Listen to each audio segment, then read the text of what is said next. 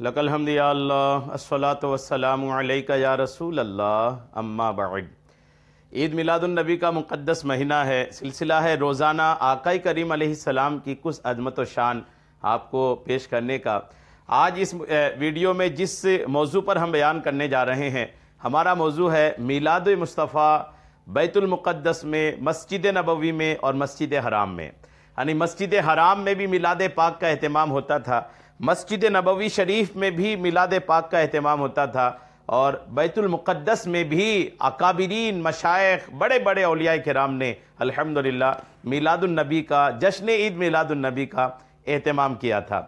تینوں جگہ کے ایک ایک روایات، ایک مسجد حرام، ایک مسجد نبوی اور ایک بیت المقدس، یہ جو قبلہ اول ہے ہمارا، یہ تینوں مسجدوں میں عید میلاد النبی کے واقعات یوں تو بہت سارے کتابوں میں ہیں، لیکن ایک ایک واقعہ تینوں کا میں آپ کو پیش کر دیتا ہوں تاکہ آپ کا ایمان بھی تازہ ہو، اور جو عید میلاد النبی کی محفلیں جمع کرتے ہیں، محفلیں منعقد کرتے ہیں، ان کے ایمان میں بھی تازگی آ جائے۔ آئیے مسجد حرام سے شروع کرتے ہیں۔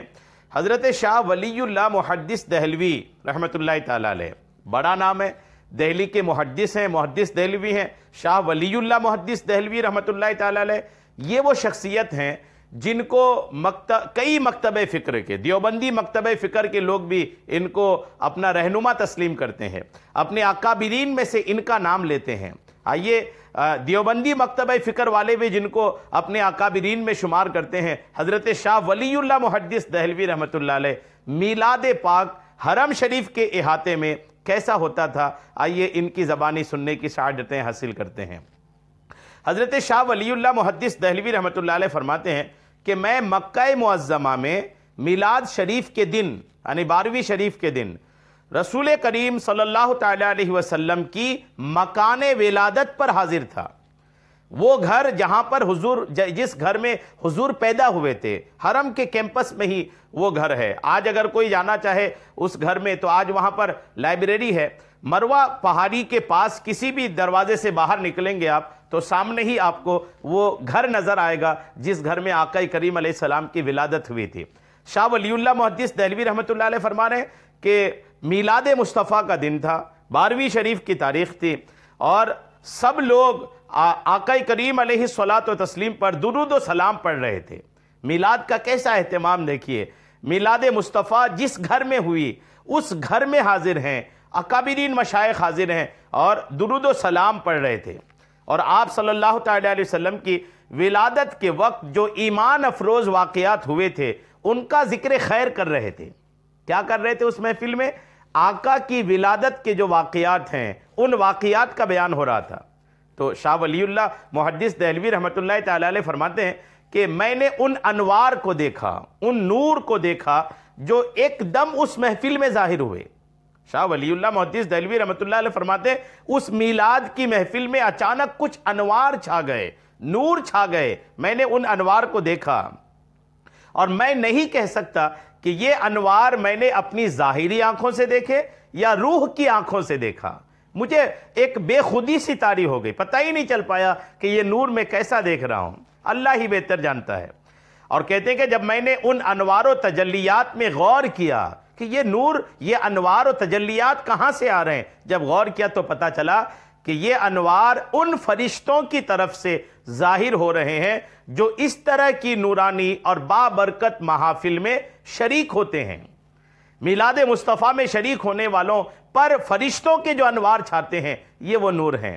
اور شاہ ولی اللہ محدث دہلوی رحمۃ اللہ علیہ فرماتے ہیں کہ میں نے یہ بھی دیکھا کہ ان فرشتوں سے ظاہر ہونے والے انوار اللہ پاک کی رحمت کے انوار سے مل رہے ہیں۔ فرشتوں کا نور، اللہ کی رحمت کا نور، دونوں مل رہے ہیں۔ شاہ ولی اللہ محدث دہلوی رحمۃ اللہ علیہ نے یہ بھی دیکھا۔ کہاں لکھا ہے یہ واقعہ؟ فیوز الحرمین صفحہ نمبر 26۔ آپ حوالہ نوٹ کر لیں۔ شاہ ولی اللہ محدث دہلوی رحمۃ اللہ علیہ کی اس روایت سے صاف طور پر، کلیئر طور پر یہ ثابت ہو گیا کہ الحمدللہ مکہ معظمہ میں، خصوصاً اس گھر میں جس گھر میں آقا کی ولادت ہوئی تھی، وہاں ہمارے پرانے مسلمان، قدیم دور کے مسلمان اس میں جمع ہو کر کے میلاد مصطفیٰ مناتے تھے۔ آئیے مسجد نبوی کا واقعہ سنتے ہیں۔ حضرت سیدنا شیخ علی بن موسیٰ مدینی مالکی رحمت اللہ علیہ فرماتے ہیں مسجد نبوی شریف میں ایک زمانے تک 12 ربیع الاول کے دن عظیم الشان اجتماع میلاد ہوتا تھا، جس میں بڑے بڑے امام بیان فرماتے 12 ربیع الاول کی صبح کا سورج نکلتے ہی میلاد شریف کی محفل کا آغاز ہو جاتا، اور میلاد پڑھنے کے لیے 4 ائمہ یعنی 4 امام مقرر ہوتے۔ محفل شریف حرم شریف کے صحن میں ہوتی، جی ہاں حرم مدینہ کے صحن میں ہوتی۔ پہلے ایک امام صاحب میلاد شریف کی مخصوص کرسی پر بیٹھ کر، یعنی میلاد پڑھنے کے لیے خاص کرسی بھی بنائی گئی تھی، مخصوص کرسی پر بیٹھ کر احادیث پاک پڑھتے، میلاد پر جو احادیث ہے اس کو پڑھتے۔ پھر دوسرے امام حضور صلی اللہ تعالی علیہ وسلم کی ولادت شریف پر بیان کرتے۔ پھر تیسرے امام حضور صلی اللہ تعالی علیہ وسلم کی رضاعت یعنی دودھ پینے کا جو زمانہ تھا اس پر بیان کرتے۔ پھر چوتھے امام تشریف ہجرت پر بیان کرتے، یعنی آقا کے ہجرت کرنے پر بیان کرتے۔ اخیر میں جب یہ چاروں بیان ہو جاتا، حدیث بیان ہو جاتی، ولادت کے واقعات بیان ہو جاتے، رضاعت کے واقعات بیان ہو جاتے، ہجرت کے واقعات بیان ہو جاتے، پورا جب سیرت مصطفیٰ آقا کی زندگی کا پورا ایک خاکہ جب بیان ہو جاتا تھا، اخیر میں کیا ہوتا تھا؟ لوگ شربت پیتے اور بادام کا حلوہ لے کر واپس لوٹتے، یعنی نیاز بھی تقسیم ہوتا۔ آج ہندوستان میں یہی تو ہو رہا ہے، میلاد کا اہتمام، آقا کی سیرت پر بیان، اخیر میں تبرکات کی تقسیم۔ یہ الحمدللہ مدینہ پاک کی مسجد میں ایک زمانے تک ہوتا رہا۔ کس کتاب میں لکھا ہے؟ آپ وہ بھی نوٹ کر لیں، رسائل فی تاریخ المدینہ صفحہ نمبر 77، اس میں الحمدللہ یہ لکھا ہے۔ کسی شاعر نے کہا ہے کہ جب تلک یہ چاند تارے جھلملاتے جائیں گے، تب تلک جشن ولادت ہم مناتے جائیں گے، ان کے عاشق نور کی شمعیں جلاتے جائیں گے، جبکہ حاسد دل جلاتے سٹ پٹاتے جائیں گے۔ آئیے، آپ نے مسجد حرام کا سن لیا، مسجد نبوی کا سن لیا، اب آئیے الحمدللہ آقا کریم علیہ الصلوۃ والتسلیم تشریف لانے کے بعد جس بیت المقدس کی طرف منہ کر کے نماز پڑھتے تھے، اس بیت المقدس کے میں بھی عید میلاد النبی کیسے منائی جاتی تھی، ایک روایت اس کی بھی سنیے۔ میلاد شریف میں تعظیم کے لیے کھڑے ہونے کو بدعت کہنے والے ایک شخص کا واقعہ سنیے اور عبرت حاصل کیجیے۔ حضرت سیدنا علامہ عباس مالکی رحمت اللہ علیہ نے فرمایا کہ میں بیت المقدس میں 12 ربیع الاول شریف کی رات محفل میلاد میں شریک تھا۔ میں نے دیکھا کہ ایک بوڑھا شخص شروع سے آخر تک انتہائی ادب و احترام کے ساتھ کھڑا ہو کر محفل میلاد میں شریک تھا، بیٹھا ہی نہیں، پوری محفل کھڑے کھڑے سنا، ادب و احترام کے ساتھ سنا۔ جب کسی نے پوری محفل کھڑے ہو کر سننے کی وجہ پوچھی، کسی نے پوچھی وجہ کیا ہے، لوگ بیٹھ کر سن رہے ہیں، آپ اکیلے پوری محفل کھڑے ہو کر سن رہے ہیں، تو اس نے بتایا کہ میں مصطفیٰ کریم صلی اللہ تعالی علیہ وسلم کا ذکر خیر سنتے وقت تعظیماً کھڑے ہونے کو بری بدعت سمجھتا تھا، یعنی پہلے اس کو بدعت سمجھتا تھا، وہ بھی بری بدعت کہ رسول اللہ کا ذکر کھڑے ہو کر سنیں۔ اور جب میں ان دنوں تھا تو ایک دن میں نے خواب میں دیکھا کہ میں ایک بہت بڑے اجتماع میں ہوں، بہت بڑی بھیڑ میں ہوں، اور لوگ محبوب رب ذوالجلال رسول بے مثال صلی اللہ تعالی علیہ وسلم کا استقبال کرنے کے لیے کھڑے ہیں۔ جب آمد مصطفیٰ علیہ السلام ہوئی تو تمام لوگوں نے انتہائی ادب و احترام کے ساتھ حضور علیہ السلام کا استقبال کیا، مگر میں تعظیم کے لیے کھڑا نہیں ہوا۔ نبی محترم صلی اللہ تعالی علیہ وسلم نے فرمایا تو اب کھڑا نہیں ہو سکے گا۔